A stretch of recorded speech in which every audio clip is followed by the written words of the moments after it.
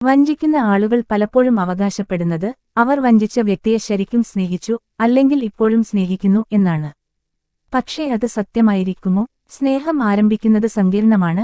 അവിശ്വസ്തത ഇവിടെ അടിസ്ഥാനം കണ്ടെത്തുന്നത് എളുപ്പമാക്കുന്നില്ല. തൽഫലമായി ഇതിൽ പലതും നിങ്ങളുടെ വ്യക്തിപരമായ വിശ്വാസങ്ങളിലേക്ക് ചുരുങ്ങും. നിങ്ങൾക്ക് എന്ത് സംഭവിച്ചാലും നിങ്ങളുടെ വികാരങ്ങൾ സാധുവാണെന്നും നിങ്ങൾ സ്നേഹത്തിന് അർഹനാണെന്നും നിങ്ങൾ ഇപ്പോൾ ഏത് ഇരുണ്ട സ്ഥലത്ത് ആയിരുന്നാലും നിങ്ങൾക്ക് തിരിച്ചുവരാൻ കഴിയുമെന്നും ഓർമ്മിക്കുക.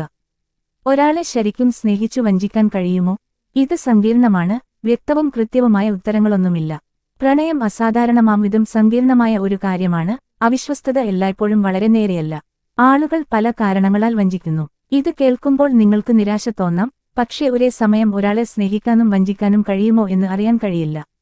അവിശ്വസ്തതയ്ക്ക് ശേഷവും ഒരു ബന്ധം പുനർനിർമ്മിക്കാനും സ്നേഹം കണ്ടെത്താനും ഇപ്പോഴും സാധ്യമായേക്കാം. നിങ്ങൾക്കോ നിങ്ങളുടെ പങ്കാളിക്കോ ഒരിക്കലും യഥാർത്ഥ സ്നേഹം അനുഭവപ്പെട്ടിട്ടില്ലെന്ന് നിങ്ങൾ ശരിക്കും വിശ്വസിക്കുന്നുവെങ്കിൽ പോലും. വഞ്ചന എന്നാൽ നിങ്ങൾ ഒരാളെ ഒരിക്കലും സ്നേഹിച്ചിട്ടില്ല എന്നല്ല അർത്ഥമാക്കുന്നത് എന്ന് നിങ്ങൾക്ക് വാദിക്കാൻ കഴിയും. എന്നിരുന്നാലും നിങ്ങൾ അവരെ ബഹുമാനിക്കുകയോ ചെയ്യുന്നില്ല എന്നായിരിക്കാം അതിനർത്ഥം. ആളുകൾ എന്തിനാണ് ചതിക്കുന്നത്? 1. അവഗണിക്കപ്പെട്ടുവെന്നോ മറന്നുപോയെന്നോ തോന്നുന്നതിനാൽ ചില ആളുകൾ വഞ്ചിക്കുന്നു. ഒരു ബന്ധത്തിൽ പങ്കാളി തങ്ങളെ ശ്രദ്ധിക്കുന്നില്ലെന്ന് ഒരാൾക്ക് തോന്നിയാൽ ആ വൈകാരിക സംതൃപ്തി മറ്റെവിടെയെങ്കിലും തേടിപ്പോയേക്കാം. അവരുടെ ധാരണ കൃത്യമല്ലെങ്കിൽ പോലും പരിചരണം, സ്നേഹം, അഭിനന്ദനം എന്നിവ അനുഭവിക്കാൻ അവർ എവിടെ പോകണമോ അവിടെയെല്ലാം പോകും.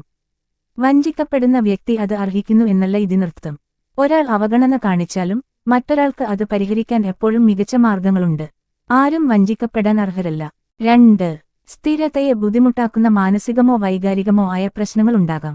ലൈംഗികത, പ്രണയം അല്ലെങ്കിൽ മറ്റേതെങ്കിലും ദ്വശീലങ്ങൾ എന്നിവയോട് ആസക്തിയുള്ള ആളുകൾ വഞ്ചിക്കുന്നത് ആ ആസക്തിയുടെ പ്രേരണയെ മന്ദീഭവിപ്പിക്കുന്നതുകൊണ്ടാകാം. ചില വൈകാരികമോ മാനസികമോ ആയ ആരോഗ്യ പ്രശ്നങ്ങളുള്ള ആളുകൾ വഞ്ചനയ്ക്ക് കൂടുതൽ സാധ്യതയുള്ളവരായിരിക്കാം. ഉദാഹരണത്തിന് ബൈപോളാർ ഡിസോർഡർ ഉള്ള ആളുകൾ മാനിയയുടെ കാലഘട്ടങ്ങളിൽ ലൈംഗികമായി പെരുമാറാൻ കൂടുതൽ സാധ്യതയുള്ളതായി കാണപ്പെടുന്നു. ഒരാളുമായി കൂടുതൽ അടുക്കുന്തോറും ഭയത്തിന്റെ തോത് വർദ്ധിക്കുന്നതിനെയാണ് അറ്റാച്ച്മെന്റ് ഉത്കണ്ഠ എന്ന് പറയുന്നത്, പലപ്പോഴും ആഘാതകരമായ ബാല്യത്തിന്റെ ഫലമായി. ഉയർന്ന തോതിലുള്ള അറ്റാച്ച്മെന്റ് ഉത്കണ്ഠയുള്ള ആളുകൾ വഞ്ചകരാകാനുള്ള സാധ്യത കൂടുതലാണ്. 3. ആത്മാഭിമാനം കുറവോ സമ്മർദ്ദമോ മൂലമാണ് 1% ആളുകൾ വഞ്ചിക്കുന്നത്. ഒരാളുടെ പ്രിയപ്പെട്ട വ്യക്തിയുമായി വഞ്ചനയ്ക്ക് യാതൊരു ബന്ധവുമില്ലായിരിക്കാം.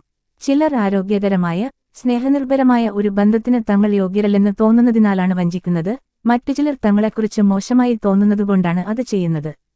ചില വഞ്ചകർ തങ്ങൾ ചെയ്യുന്ന കാര്യങ്ങൾ ചെയ്യുന്നത് അവർക്ക് സുഖം തോന്നാൻ കാരണമാവുകയും വേദന ഇല്ലാതാക്കാൻ അവർക്ക് കൂടുതൽ ഉൽപാദനപരമായ മാർഗമില്ലാതിരിക്കുകയും ചെയ്യുന്നു. വേദനയെ നേരിടാനുള്ള ആരോഗ്യകരമായ ഒരു മാർഗമാണിതെന്ന് ഇതിനർത്ഥമില്ല.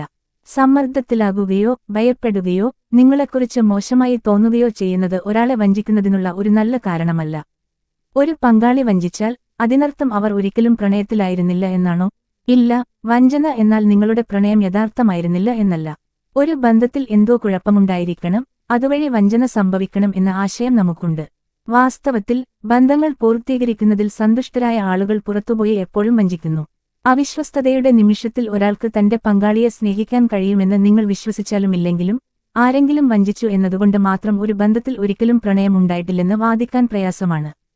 ആളുകൾ എല്ലായ്പ്പോഴും പ്രണയത്തിലാവുകയും പ്രണയത്തിൽ നിന്ന് പുറത്തുപോകുകയും ചെയ്യുന്നു. എന്തെങ്കിലും തെറ്റ് സംഭവിച്ചാലും അല്ലെങ്കിൽ ആരെങ്കിലും തെറ്റ് ചെയ്താലും അവിശ്വസ്തതയ്ക്ക് മുമ്പും അവിശ്വസ്തതയ്ക്ക് ശേഷവും പ്രണയം നിലനിന്നിരുന്നുവെന്ന് സൈദ്ധാന്തികമായി നിങ്ങൾക്ക് പറയാൻ കഴിയും, ആ നിമിഷം അത് അവിടെയില്ലായിരുന്നെങ്കിൽ പോലും. ഒരാൾക്ക് ഒരേ സമയം ഒന്നിലധികം ആളുകളെ സ്നേഹിക്കാൻ കഴിയുമെന്നതിന് ചില നല്ല തെളിവുകളുണ്ട്. ബഹുസ്വരതയുള്ള ആളുകൾ അനുഭവിക്കുന്നത് ഇതാണ്, വഞ്ചന ബഹുസ്വരതയല്ലെങ്കിലും തിരിച്ചും. വഞ്ചനയ്ക്ക് ശേഷവും നിങ്ങൾക്ക് ഒരാളെ സ്നേഹിക്കാൻ കഴിയുമോ? 1. അതെ, നിങ്ങൾ ആഗ്രഹിക്കാത്തിടത്തോളം കാലം ഒന്നും അവസാനിക്കുന്നില്ല. ഒരു പ്രണയബന്ധത്തിനു ശേഷം ഒരു ബന്ധം പുനഃസ്ഥാപിക്കുന്നത് ബുദ്ധിമുട്ടായിരിക്കും, പക്ഷേ അത് തീർച്ചയായും സാധ്യമാണ്. ഇപ്പോൾ തിടുക്കത്തിൽ തീരുമാനങ്ങൾ എടുക്കരുത്. നിങ്ങൾക്ക് എന്താണ് വേണ്ടതെന്ന് ചിന്തിക്കുക. നിങ്ങളുടെ വികാരങ്ങൾ മനസ്സിലാക്കാൻ രണ്ടുപേർക്കും ഇടം സൃഷ്ടിക്കുക. നിങ്ങൾ രണ്ടുപേരും ഇത് പരിഹരിക്കാൻ ആഗ്രഹിക്കുന്നുവെങ്കിൽ ദമ്പതികളുടെ കൗൺസിലിംഗ് തേടുക. ഇത് നിങ്ങൾ രണ്ടുപേർക്കും സുഖപ്പെടുത്താനുള്ള സാധ്യത ഗണ്യമായി വർദ്ധിപ്പിക്കും. ഈ പ്രക്രിയ എല്ലാവർക്കും വ്യത്യസ്തമാണ്.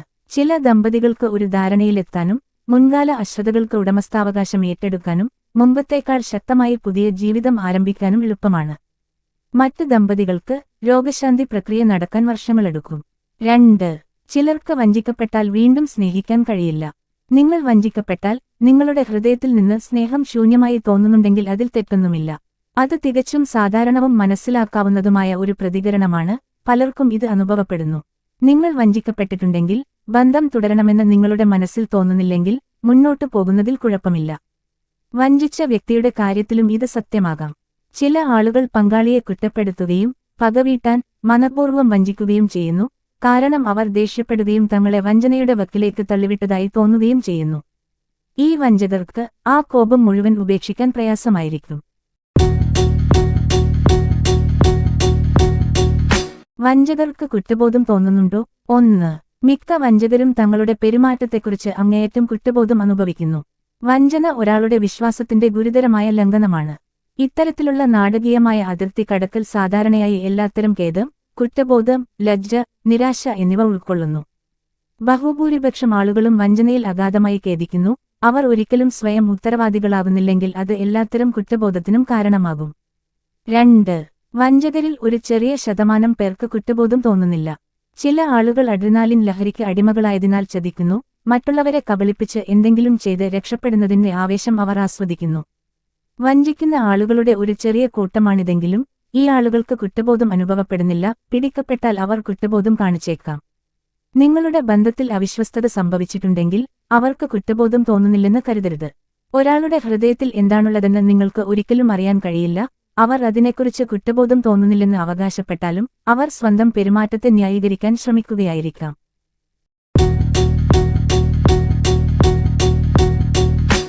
വഞ്ചകർ എപ്പോഴും വഞ്ചിക്കുമോ? എപ്പോഴും അല്ല, പക്ഷേ വഞ്ചകർ വീണ്ടും വഞ്ചിക്കാനുള്ള സാധ്യത കൂടുതലാണ്. ഒരിക്കൽ വഞ്ചിച്ചിട്ട് വീണ്ടും ഒരിക്കലും അത് ചെയ്യാത്ത ആളുകളുടെ ധാരാളം ഉദാഹരണങ്ങളുണ്ട്. എന്നിരുന്നാലും ഒരിക്കലും വഞ്ചിക്കാത്ത ഒരാളേക്കാൾ ഭാവിയിൽ വഞ്ചകൻ വഞ്ചിക്കാനുള്ള സാധ്യത ഏകദേശം 3 മടങ്ങ് കൂടുതലാണെന്ന് പഠനങ്ങൾ തെളിയിക്കുന്നു. മറ്റൊരു വിധത്തിൽ പറഞ്ഞാൽ, ഒരിക്കൽ വഞ്ചകൻ എപ്പോഴും വഞ്ചകൻ എന്നത് ശരിയല്ലെങ്കിലും അവർ അത് വീണ്ടും ചെയ്യാനുള്ള സാധ്യത കൂടുതലാണ്. ഞാൻ സ്നേഹിച്ച ആളെ എന്തിനാണ് വഞ്ചിച്ചത്? വഞ്ചനയിലേക്ക് നയിച്ച സാഹചര്യങ്ങളെക്കുറിച്ച് ചിന്തിക്കുക. നിങ്ങളുടെ പ്രതിബദ്ധത മറക്കാൻ നിങ്ങൾക്ക് സാഹചര്യം ഒരുക്കിയത് എന്താണ്? നിങ്ങളുടെ ആവശ്യങ്ങൾക്കായി വാദിക്കാൻ കഴിയില്ലെന്ന് നിങ്ങൾക്ക് തോന്നുന്നുണ്ടോ? നിങ്ങളുടെ ആഗ്രഹങ്ങളും ആവശ്യങ്ങളും നിറവേറ്റപ്പെടുന്നില്ലെന്ന് നിങ്ങൾക്ക് തോന്നുന്നുണ്ടോ? നിങ്ങൾ ഇപ്പോഴും പാർട്ടി മോഡിലാണോ? നിങ്ങൾ സ്നേഹിക്കുന്ന വ്യക്തിയെ വഞ്ചിക്കുന്നതിലേക്ക് പലതരം ഘടകങ്ങൾ നയിച്ചേക്കാം. ഒരുപക്ഷെ നിങ്ങളുടെ പങ്കാളിയെ വേദനിപ്പിക്കാൻ നിങ്ങൾ ആഗ്രഹിച്ചില്ലായിരിക്കാം, അല്ലെങ്കിൽ നിങ്ങളുടെ കുട്ടികളോട് അതിന്റെ അനന്തരഫലങ്ങൾ വിശദീകരിക്കാൻ നിങ്ങൾ ആഗ്രഹിച്ചില്ലായിരിക്കാം. നിങ്ങൾ വഞ്ചിച്ചിട്ടുണ്ടെങ്കിൽ ഈ കാരണം നിങ്ങൾ മറന്നുപോകാനുള്ള സാധ്യത കൂടുതലാണ്. For more tips please subscribe romance and love Guru.